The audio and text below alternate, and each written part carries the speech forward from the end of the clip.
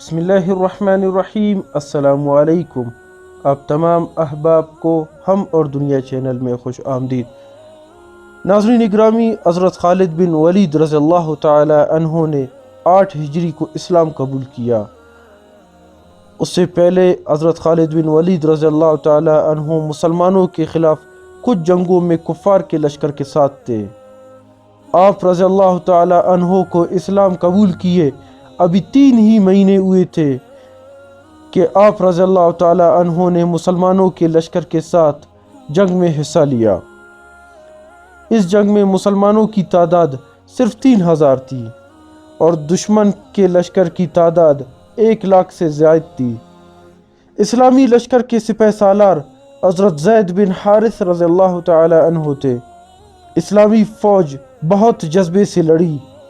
حضرت زید رضی اللہ تعالی عنہ لڑتے ہوئے شہید ہو گئے تو حضرت جعفر بن ابو طالب رضی اللہ تعالی عنہ نے لشکر کی قیادت سنبھالی۔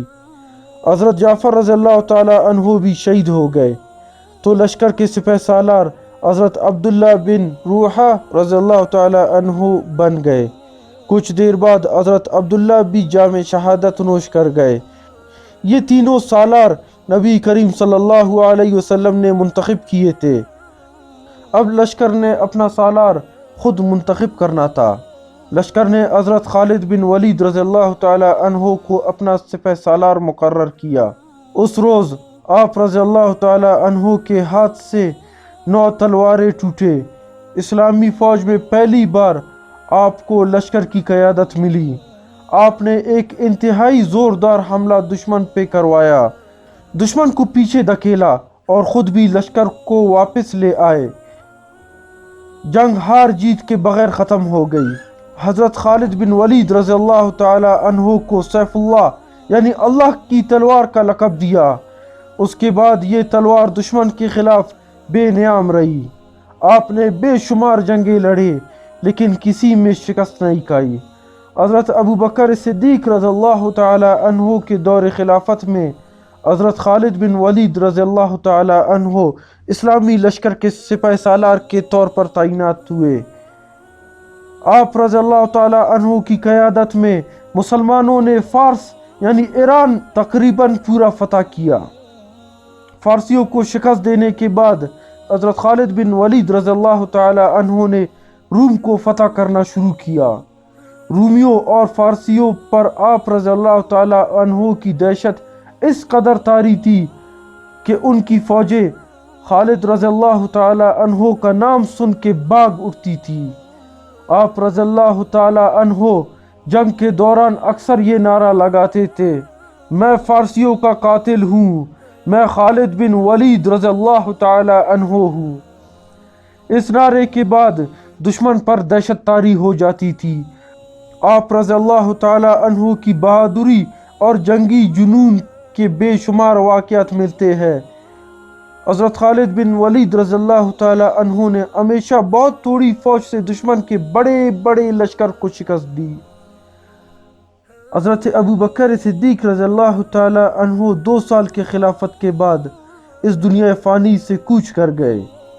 پھر حضرت عمر فاروق رضی اللہ تعالی عنہ خلیفہ بنے اور انہوں نے حضرت خالد بن ولید رضی اللہ تعالی عنہ کو سپہ سالار کے عہدے سے معزول کر کے حضرت ابو عبیدہ رضی اللہ تعالی عنہ کو سپہ سالار مقرر کیا۔ حضرت خالد بن ولید رضی اللہ تعالی عنہ نے خلیفہ کے حکم کے سامنے سر تسلیم خم کر دیا۔ حضرت خالد بن ولید رضی اللہ تعالی عنہ کچھ عرصہ ایک سپاہی کی حیثیت سے فوج میں رہے اور ویسے ہی لڑتے رہے جیسے پہلے لڑتے تھے، لیکن حضرت عمر رضی اللہ تعالی عنہ نے انہیں کچھ عرصے بعد واپس مدینہ بلا لیا۔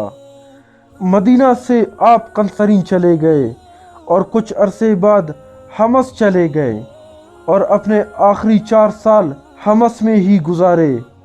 حضرت خالد بن ولید رضی اللہ تعالی عنہ کی خواہش تھی کہ وہ میدان جنگ میں شہید ہوں، لیکن اللہ کی تلوار دشمنوں سے کیسے ٹوٹ سکتی تھی؟ حضرت خالد بن ولید رضی اللہ تعالی عنہ کے جسم پر کوئی بھی ایسی جگہ نہیں تھی جہاں زخم کا نشان نہ ہو۔ آپ رضی اللہ تعالی عنہ 21 ہجری کو اس دنیا سے انتقال فرما گئے۔ حمص شہر میں حضرت خالد بن ولید رضی اللہ تعالی عنہ کے نام سے ایک بہت خوبصورت مسجد ہے، جس کے صحن میں آپ کا مزار بھی ہے۔ ناظرین اکرامی، اگر آپ کو میری یہ ویڈیو پسند آئے تو دوستوں کے ساتھ شیئر بھی کیجیے گا اور کمنٹس میں اپنے قیمتی رائے سے مجھے آگاہ کیجیے گا۔ اللہ حافظ۔